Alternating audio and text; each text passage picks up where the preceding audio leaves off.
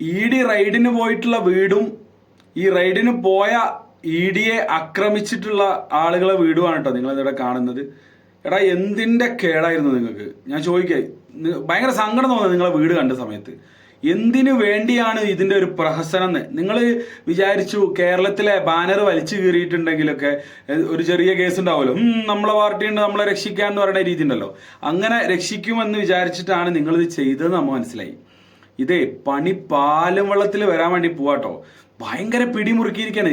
ഇതിൽ ഇ ഡിയുടെ ഏറ്റവും വലിയൊരു കാര്യം ഇ ഡി പറയുന്നത് നേതാക്കന്മാർ, ഇവരെ പറഞ്ഞു വിട്ട നേതാക്കന്മാർക്ക് വരെ കേസ് വേണമെന്നാണ് ഇ ഡിയുടെ എന്താ പറച്ചില്. അപ്പൊ അങ്ങനെയും കൂടി സംഭവിച്ചു കഴിഞ്ഞാൽ പണി മൊത്തം പാളുമല്ലോ മക്കളെ. നിങ്ങൾ എന്താ ചെയ്യാൻ പോണേ?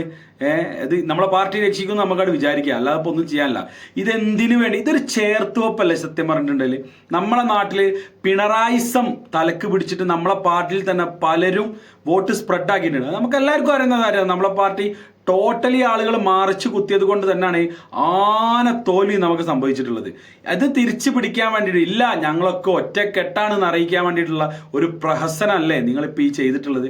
അല്ലെങ്കിൽ തന്നെ ഒരു മെമ്പർഷിപ്പ് പോലും ഇല്ലാത്ത ഓൾഡ് മുഖ്യമന്ത്രി ആയിട്ടുള്ള പിണറായി സഖാവിന്റെ മകളുടെ പേരിലുള്ള ഒരു ഇഷ്യൂവിന് എന്തിനു വേണ്ടിയിട്ടാണ് ഈ പാർട്ടിക്കാർ ഇറങ്ങി പുറപ്പെട്ടതെന്ന് മനസ്സിലായില്ല. നമ്മളെ പിണറായി വിജയൻ സഖാവ് തന്നെ പറഞ്ഞല്ലോ, ഒരു രീതിയിൽ ഇ ഡി ഒരു ചോദ്യം പോലും ചോദിച്ചിട്ടില്ല എന്ന് പറഞ്ഞു. പിന്നെ എന്തിന്റെ കേടായിരുന്നു നിങ്ങൾക്ക്? എന്നിട്ട് എന്താ സംഭവിച്ചത്? അവർക്ക് എന്തെങ്കിലും സംഭവിച്ചോ? ആ വന്ന വണ്ടി നിങ്ങൾ അടിച്ച് തകർത്ത് എന്ത് കാര്യത്തിനാണ്? ആ വണ്ടിയിലെ ഡ്രൈവറൊക്കെ പാവോ എങ്ങനെയോ ജീവിക്കുന്ന ആ മനുഷ്യന്റെ ഒക്കെ ജീവിതത്തിൽ വലിയ രീതിയിലുള്ള പ്രതിസന്ധികൾ ഉണ്ടാക്കി വെച്ചിട്ട് എന്ത് ഗുണമാണ് നിങ്ങൾക്ക് ഇതിൽ കിട്ടിയെന്നുള്ളതാ.